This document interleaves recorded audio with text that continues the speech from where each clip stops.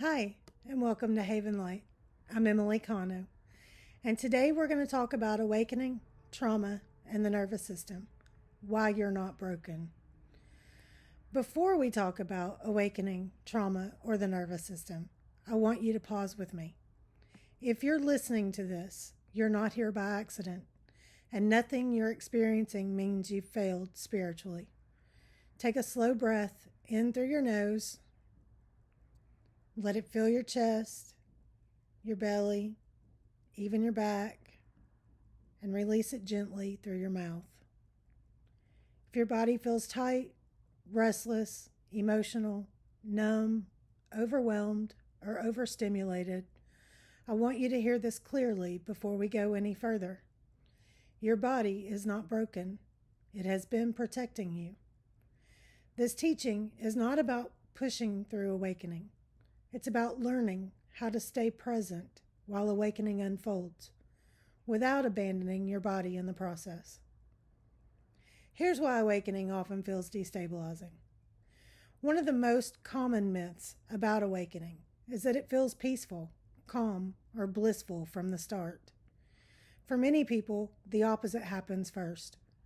Awakening often brings anxiety or panic that wasn't there before, emotional flooding or sudden waves of grief, heightened sensitivity to sound, light, people, or energy, physical symptoms with no clear medical explanation, or exhaustion, insomnia, or nervous restlessness.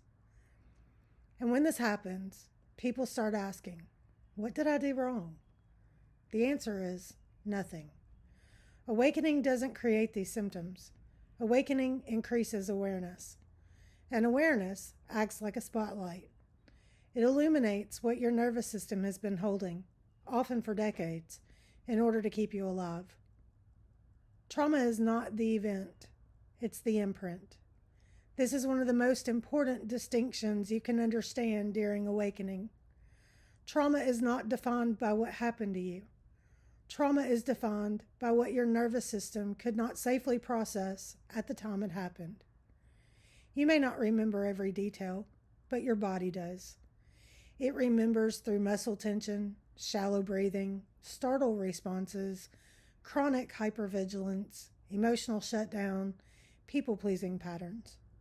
Your nervous system adapted without your conscious permission because survival required it.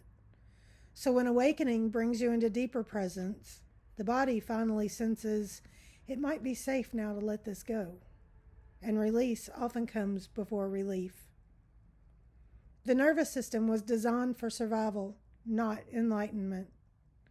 Your nervous system's primary job is not spiritual growth. Its job is to keep you alive.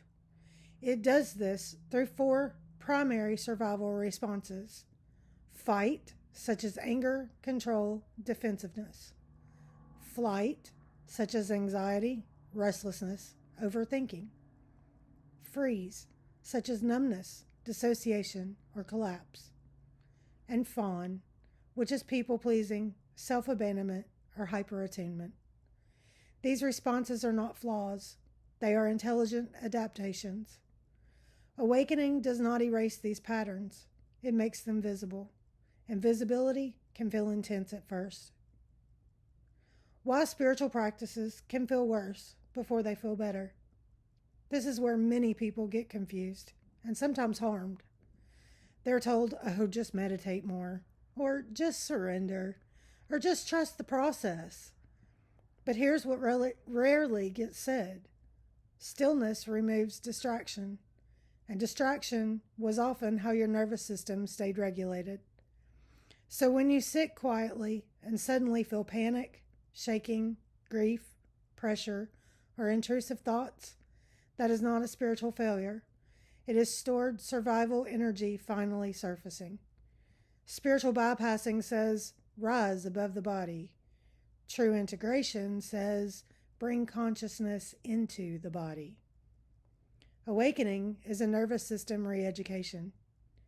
Your nervous system learns safety through control, vigilance, bracing, and collapse. Awakening invites a new lesson. Safety can exist without constant threat. This is not a mindset shift. It's a physiological retraining process, and it happens slowly. Slow does not mean you're stuck. Slow means your body is learning something new and lasting. Awakening versus dysregulation, an important distinction. Awakening expands awareness. Dysregulation overwhelms capacity. You might feel heart racing, shallow breathing, pressure in the chest or head, emotional flooding, or sudden exhaustion. These are not messages to interpret. They are nervous system signals asking for care. You are not meant to white-knuckle awakening. You are meant to build capacity so expansion feels safe. Regulation comes before revelation. This may be one of the most important teachings in this series. More intensity does not equal more growth. If your practices overwhelm you, shorten them, ground afterward, and anchor into the physical body. Walk. Drink something warm. Touch something solid. Presence without safety re-traumatizes. Presence with safety heals. So here's how to support your nervous system during awakening. First, establish safety. Ask your body regularly, am I safe right now? What does my body need in this moment? Next, orient to the present. Look around the room, name 5 things you can see, and feel your feet on the ground. Next, slow the pace. Awakening does not require urgency. Slow is not failure. Slow is integration. And lastly, seek support. Support is not weakness. It is wisdom. You are not meant to do this alone. I'd like for you to place one hand on your chest, one hand on your belly, and say quietly or aloud, my body is not broken. It has been protecting me. I am learning safety now. Let awakening land in your nervous system, not just your mind, because your body is not in the way. It is the doorway. If this teaching resonated and you recognize yourself in these patterns, especially if awakening feels intense, confusing, or overwhelming, you don't have to navigate this alone. I work privately with individuals who are awakening and need grounded, trauma-informed support that honors both the nervous system and the spiritual process. If you'd like to explore working together one-on-one, you can reach me directly. You can email emilycano76@gmail.com, or you can text me at 229-415-6231. You don't need to have the right words. You don't need to know exactly what you need. You just need to reach out. Your body already knows the way forward, and support can make that path gentler.